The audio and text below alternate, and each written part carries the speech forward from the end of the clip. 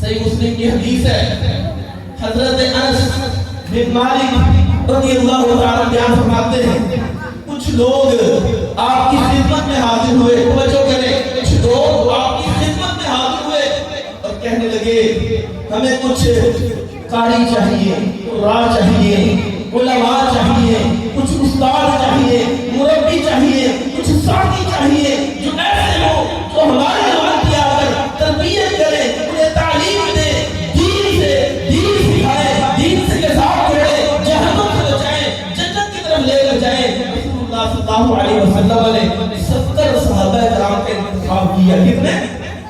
70 صحابہ کرام کا انتخاب کیا۔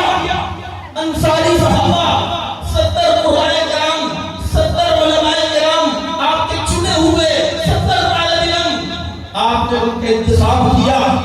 آپ نے ان کے ساتھ 70 ایک قاریوں کو روانہ کر دیا۔ وہ لوگ ابھی رستے میں تھے، مقام منزل پر نہیں پہنچے، وہ ان لوگوں کے ساتھ جا رہے ہیں۔ ان کافروں نے جو آپ کے پاس لے کر ان 70 کو لے کر گئے تھے، آپ کے پاس آئے تھے، ان 70 کے 70 صحابہ کرام کو انہوں نے شہید کر دیا، حملہ کیا، شہید کر دیا۔ معاملہ اس مسئلے کی رسول اللہ